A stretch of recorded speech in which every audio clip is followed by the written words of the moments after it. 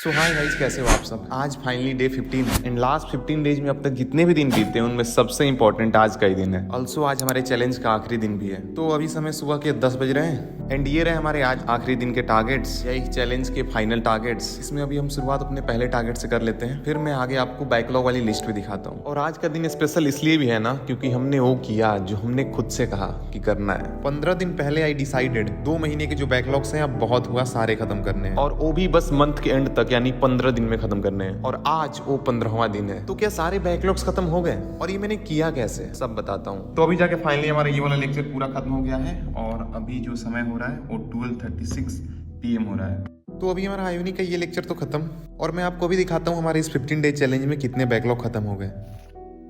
ये है अपनी बैकलॉग वाली लिस्ट।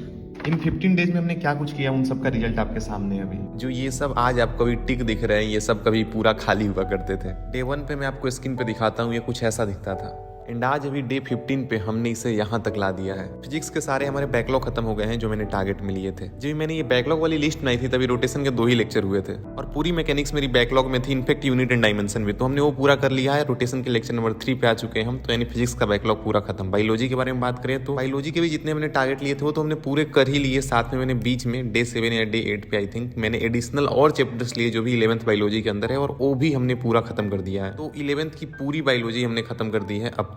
एनिमल मैंने बर्थडे वाले ब्लॉग में किया था। तो ये बायोलॉजी के भी सारे बैकलॉग खत्म हो चुके हैं और साथ में हमने एडिशनल चैप्टर्स भी खत्म किए हैं। एंड केमिस्ट्री की बात करें तो इसमें थोड़ा सा हम पीछे हैं, हम डे 15 तक भी केमिस्ट्री के सारे बैकलॉग खत्म नहीं कर पाए हैं। डे 15 में हमने ये 3 टारगेट लिए हैं आयोनिक के लेक्चर नंबर 7, 8 एंड 9 को करने का। आयोनिक लेक्चर 7 तो हमने कर ही लिया, 8 एंड 9 आज रहता है करने को।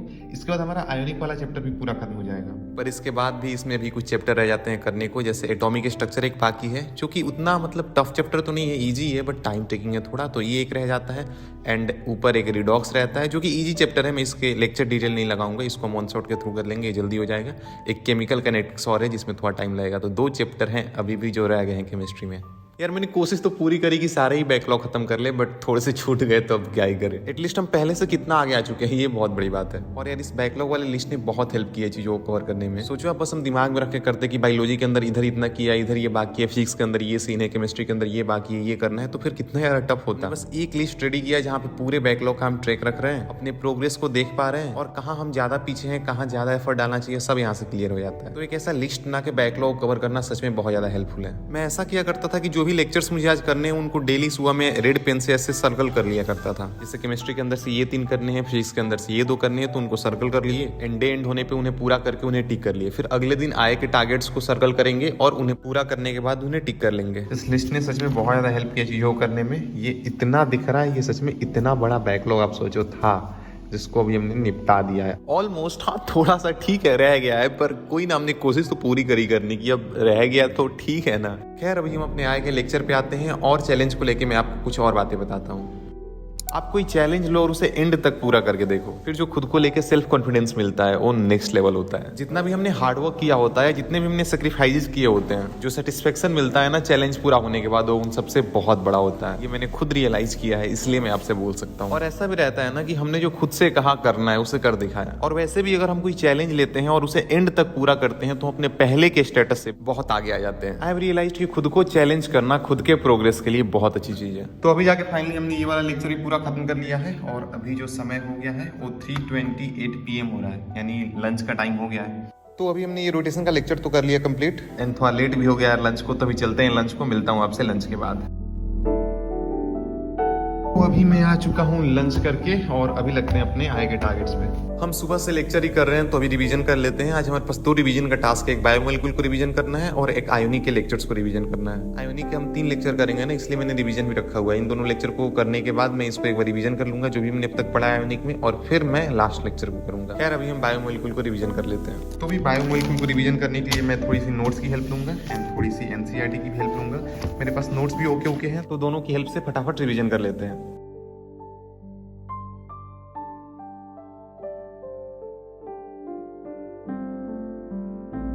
बायोमोलिक्यूल के अंदर भी आई नो कुछ पार्ट हट गया है, बट मैंने पूरा बायोमोलिक्यूल ही अच्छे से रेडी किया। और इस चीज का ज्यादा अफसोस तब लगता है ना, क्योंकि जब मैंने बैकलॉग लिस्ट बनाया था तो कोई रिड्यूस सिलेबस आया नहीं था। मैंने सारे 11th के बायो के चैप्टर्स को अच्छे से रेडी कर लिया, उन चैप्टर्स को भी जो अभी सिलेबस में ही नहीं है। और अभी जब पता चलता है वो सारे पार्ट रिड्यूस हो गए, हमारे सारे मेहनत पे पानी फिर गया है। हम उन चैप्टर्स को बैकलॉग समझ के खत्म कर रहे थे जो सिलेबस में ही नहीं है। यार इससे भी बुरा कुछ हो सकता है क्या? तो अभी जाके हमने पूरा बायोमोलिक्यूल का रिवीजन अच्छे से खत्म कर लिया है। इसको पूरा एंजाइम तक हमने अच्छे से देख लिया।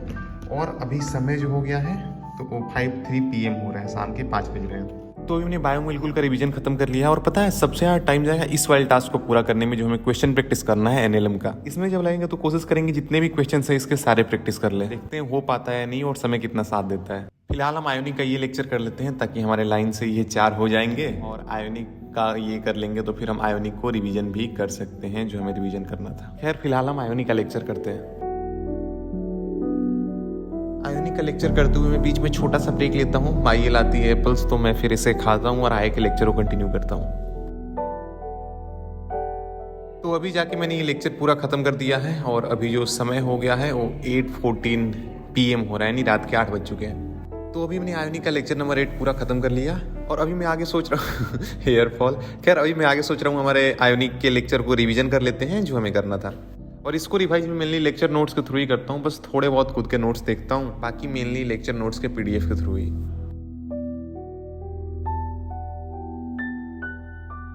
तो अभी हमने आयोनिक के लेक्चर्स को रिवीजन कर लिया है, तो ये टास्क तो खत्म हो गया। एंड इसको करने में कितना समय लगा, तो अभी जो समय हो रहा है 9:33 PM हो रहा है, यानी रात के डिनर का टाइम हो गया है। डिनर से थोड़ा सा लेट ही हो गया। तो चलते हैं अभी डिनर को। डिनर से आने के बाद फिर आएगा टास्क को देखेंगे। फिलहाल डिनर, तो this is in my dinner. आज कुछ अलग है डिनर में। आज घर पे लिट्टी बना हुआ है, हमारे तरफ तो इसको लिट्टी बोलते हैं। और साथ में ये चटनी है, टमाटर की है और साथ में धनिया की भी है, इसलिए ये ऐसा दिख रहा है। तो मैं डिनर करता हूँ, मिलता हूँ आपसे डिनर के बाद। तो अभी मैं आ चुका हूँ डिनर करके और अभी लगते हैं आज के एक बड़े और सबसे टाइम टेकिंग टास्क पे। मुझे नहीं पता कि इसको करने में कितना समय लग जाएगा। मैं कोशिश करूंगा सारे ही PYQs के कर लें, और फिजिक्स के PYQs हैं तो करने में टाइम भी लगता है। खैर देखते हैं कैसे क्या हो पाता है। अभी लगते हैं इस पे। यार मैं NLM अभी चेक कर रहा था, NLM से बहुत सारे क्वेश्चन आए हुए हैं और मुझे नहीं पता ये मैं सारा का सारा आज खत्म कर पाऊंगा या नहीं, बट फिर भी देखते हैं, कोशिश करते हैं सारे अगर कर पाए तो बहुत अच्छी बात है। और यार NLM वैसे बहुत वेटेज वाला चैप्टर है, आप देखो तो कितने सारे क्वेश्चन आए हैं इससे। खैर अभी क्वेश्चन प्रैक्टिस स्टार्ट करते हैं।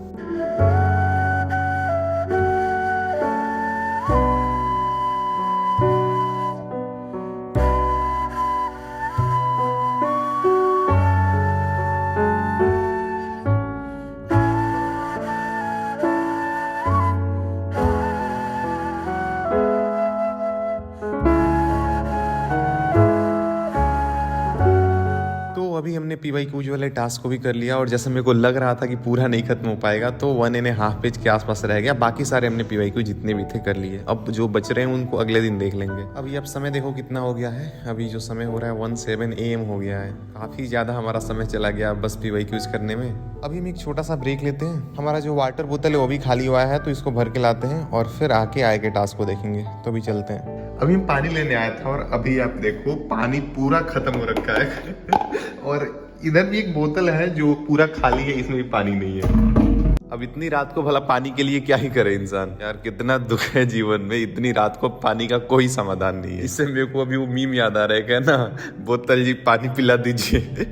यार बस कहने के लिए हमने इतनी डेवलपमेंट कर ली है, इतनी तरक्की कर ली है, बट इंसान अभी भी बूंद बूंद पानी के लिए तरस रहा है। यार वैसे मुझे एक समाधान दिख रहा है, मैं आपको दिखाता हूँ। इस बोतल में वैसे तो पानी नहीं है, बट अभी आप देखो ये थोड़ा सा कुछ बूंद पानी है। आवाज आ रहा है, इतना पानी है इसमें। तो अभी इससे ही काम चलाते हैं। बूंद बूंद की कितनी कीमत होती है कोई मुझसे भी पूछे। बैकलॉग्स की बात बाद में हमें आज ये सीखने को मिला पहले कि सेव वाटर। यार कितनी गरीबी आ गई है। नीट प्रिपरेशन के चक्कर में ऐसे भी दिन देखने पड़ेंगे। क्या ही बोले। खैर कोई ना, अब सुबह होने पे ही पानी का कोई समाधान हो सकता है। इतनी रात को भी चुपचाप जाके अपनी आएगी पढ़ाई कंटिन्यू करते हैं। कोई नहीं यार, our body is made up of 70% of water. इसी बात से खुद को संतुष्टि देते हुए आगे लेक्चर को शुरू कर लेते हैं।